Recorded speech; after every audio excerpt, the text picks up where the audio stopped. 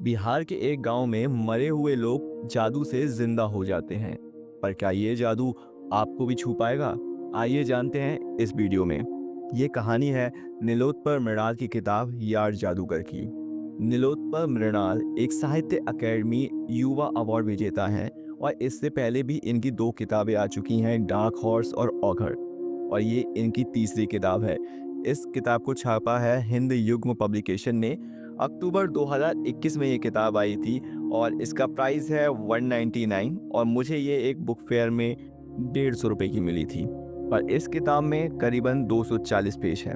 कहानी है बिहार के एक गांव डामोसिंगा की, जहां पर एक बॉस्को का जंगल है। वहां पर एक अंग्रेज अफसर डैनियल ने अपनी कोठी बनाई थी।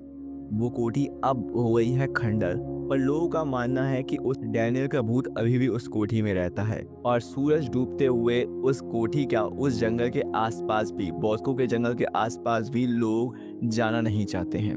वहीं दूसरी तरफ है गांव के जमींदार अवध नारायण सिंह, जो अपने 35 साल के बेटे की तीमारदारी में लगे रहते हैं। उनका बेटा बिल्कुल मरनासन हालत में है। मरनासन कहिए, उनका बेटा अपने दम पर ना खा पाता है, ना पी पाता है और ना ही उठता है।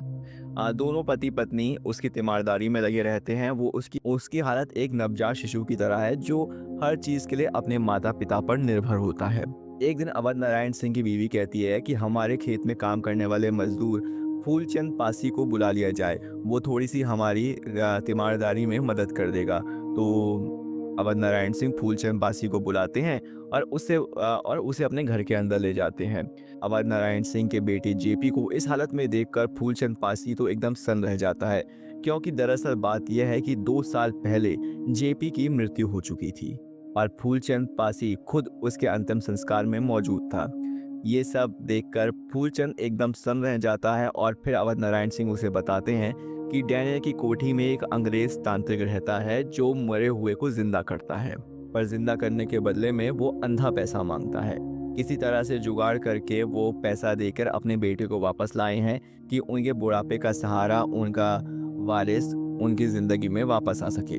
इसी तरह गांव में और लोग भी अपने रिश्तेदारों को जिंदा कराते हैं पैसे देकर, और ये सारा काम थाने का दरोगा जोगी सिंह उस बूढ़े के साथ मिलकर करता है। बल्कि वो ही लोगों को उस बूढ़े के पास ले जाता है और उसके एवज में वो एक भारी भरकम कमीशन लेता है। पर एक बात यहाँ पे ये गड़बड़ है कि उस बूढ़े ने जितने भी लोगों को जिंदा किया है, सब लोग एक नवजात शिशु वाली हालत में है, ना अपने हाथ से खा पाते हैं ना पी पाते हैं, बिल्कुल एक छोटे बच्चे की तरह हरकतें करते हैं।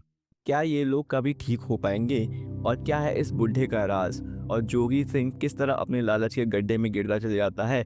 इन सबको जानने के लिए आपको पढ़नी पड़ेगी नीलोत्पल मृणाल की यह किताब यार जादूगर। ये कहानी गांव के जनजीवन को दिखाती है। कास्टिज्म, लालच और एग्जिस्टेंशियल क्राइसिस को बड़े अच्छे से इसमें पोर्ट्रे किया गया है। बात करें नीलोत्पल मृणाल की लेखनी की, नीलोत्पल मृणाल काफी पॉपुलर राइटर हैं। इन्हें कलम के साथ साथ राजनीति और सामाजिक मुद्दों पर अपनी राय रखने के लिए जाना जाता है। इनकी लेखनी में ग्रामीण परिवेश यानी रूरल सेटअप की झलक देखने को मिलती है और ये सामाजिक मुद्दों पर काफी अच्छे से अपनी बातों को व्यक्त करते हैं। इससे पहले मैंने इनकी एक किताब डार्क हॉर्स पढ़ी थी जो काफी दिलचस्प थी, बट यार जादूगर आपको शुरू से लेकर अंत तक बांधे रहती है। इसमें एक फैंटेसी, मिस्ट्री और सामाजिक परिवेश और फिलॉसफी का एक अच्छा मिक्सचर बना हुआ है। इस किताब को पढ़ते हुए हमेशा ऐसा फील होता है कि आगे क्या होगा, आगे क्या होगा, इस जानने की ना क्यूरियसनेस और उत्सुकता बनी रहती है। इस किताब को जब आप पढ़ने शुरू करते हैं तो स्टार्टिंग में आपको एक फैंटेसी किताब लगती है, पर धीरे धीरे फैंटेसी की परत हटते जाती है और रियलिज्म, जो सच्चाई है, वास्तविकता की तरफ को आपको ले जाती है। वास्तविकता की जो पढ़ते हैं वो सामने आने लगती हैं। इसमें एक 21वीं सदी के गांव को दिखाया गया है जिसमें सबके हाथ में मोबाइल फ़ोन तो है, बट बदकही करना इनका फेवरेट शगल है। इस किताब में जाति व्यवस्था को भी दिखाया गया है कि कैसे एक फूलचंद पासी, जो एक छोटी जात का है, वो जमींदार के घर में जाकर उसके बेटे की तीमारदारी करता है, पर वो उसे घर के भीतरी हिस्से में नहीं आने देते, बाहर के हिस्से में ही उसे अपने बेटे की तीमारदारी करने के लिए रख देते हैं। और इसमें दिखाया गया है कि लालच तो आज के समाज में कूट कूट के भरा हुआ है। कोई भी भलमन साहस से कोई काम नहीं करता।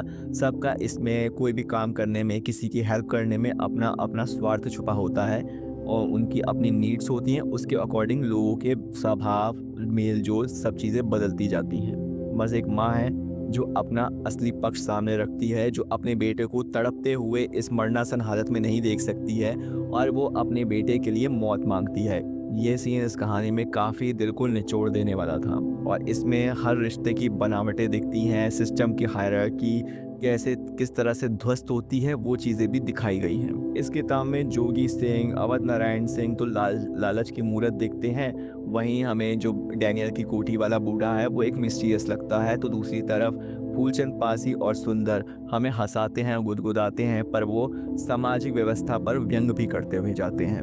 हर कैरेक्टर के डायलॉग्स के बाद जो राइटर ने अपनी पर्सनल टिप्पणी उसके ऊपर डाली है, अपनी कमेंट्स के लिखे हैं, वो काफ़ी खूबसूरत हैं और काफ़ी इस कहानी को रोचक और एक समाज के मतलब एक समाज की फ़िलॉसफ़ी को और आपको सोचने पे मजबूर कर देते हैं। आखिरी के 2 चैप्टर काफ़ी फ़िलॉसफ़िकल हैं और सोशल हायरार्की पर सवाल करते हैं कि जब अपने अस्तित्व पे संकट आने लगता है, तो लालच में और लाचारी में किस तरह से स्थिति, जाति, धर्म की सारी सीमाएँ धुल जाती हैं और बस लोग अपने मतलब को सामने रखते हैं और लालच में जिंदा रहने की डोर सामने नजर आती है। इस कहानी की खासियत एक ये भी है कि इस कहानी में ना कोई विलेन है और ना ही कोई हीरो। सब अपने अपने परिस्थिति के अनुसार अच्छा बुरा काम करते हैं, तो ये चीज़ें काफ़ी नेचुरल तरीके से दिखाई गई हैं।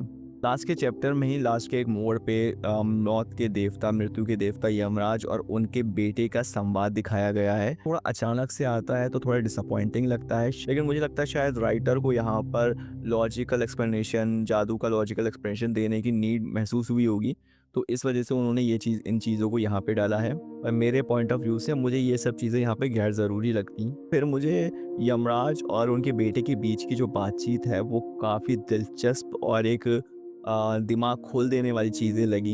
हिंदी रीडर जो रूरल रियलिज़्म को फॉलो करते हैं, मतलब गाँव के परिवेश की सच्ची कहानी जिन लोगों को पसंद आती है, वो लोग इस किताब को पढ़ सकते हैं। इन्हें फैंटेसी के साथ सोशल कमेंट्री और फिलोसॉफिकल फिक्शन पढ़ने का शौक है, उन लोगों के लिए ये किताब मस्ट रीड है। जादू और मिस्ट्री की कहानी समझकर इसे बिगिनर रीड बिल्कुल मत समझिएगा।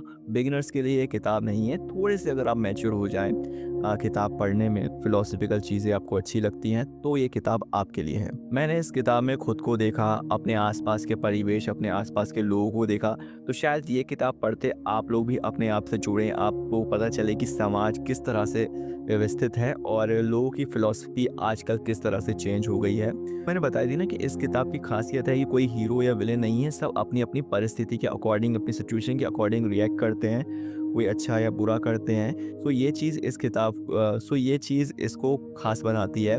हो सकता है कि शुरुआत में जो कैरेक्टर आपको जिससे आपको नफ़रत हो रही हो, घिन आ रही हो, लास्ट में उसी कैरेक्टर से आपको बहुत ज़्यादा स्नेह सा फ़ील हो या उसका जो दुःख है, उस दुःख में आप बहुत ज़्यादा एम्पैथाइज़ कर जाएँ। जैसे मैंने आपको बताया कि फूलचंद पासी कहीं पे आपको हँसाता है, तो कहीं पे आपको काफ़ी उसकी स्थिति देख के बहुत बुरा भी फ़ील होता है कि कैसे एक फ़ोटो ना होने की वजह से वो अपना बेटे को ज़िंदा नहीं कर पाता है, क्योंकि वो गरीब है, उसने आज तक कभी अपने बच्चे की फ़ोटो नहीं खिंचाई। वहीं पर हरिहर बाबू जो हैं, पहले अपनी बीवी को ज़िंदा करना चाहते थे, बट जब अपने बच्चों की बात सुनते हैं कि वो लोग नहीं चाहते कि उनका बाप पैसा खर्च करके अपनी बीवी को ज़िंदा करे। हाँ, अगर बाप मर जाए तो उसे पैसे देकर वो ज़िंदा कर सकते हैं क्योंकि पेंशन मिलेगी।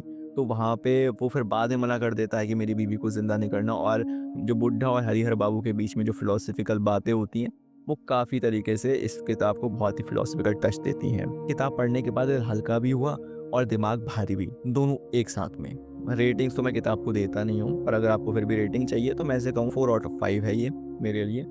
और अगर आपने भी ये बुक पढ़ी है तो कमेंट में लिख के बताएं कि आपको क्या चीज़ अच्छी लगी, और अगर नहीं पढ़ी है तो बताइए कि कमेंट में ही कैसा लगा। और अगर आप एक फ्रेंडली बिगिनर बुक के बारे में जानना चाहते हैं तो ये लेफ्ट वाला वीडियो ज़रूर देखिएगा, और ये वीडियो आपको कैसा लगा ये भी कमेंट करके बताइए। और ऐसे ही इंटरेस्टिंग रिव्यू के लिए जुड़े रहें हमारे साथ सिद्धांत म्यूजिक में। मैं सिद्धांत मिलता हूँ आपको अगले हफ्ते एक नई वीडियो के साथ में, तब तक के लिए बाय बाय।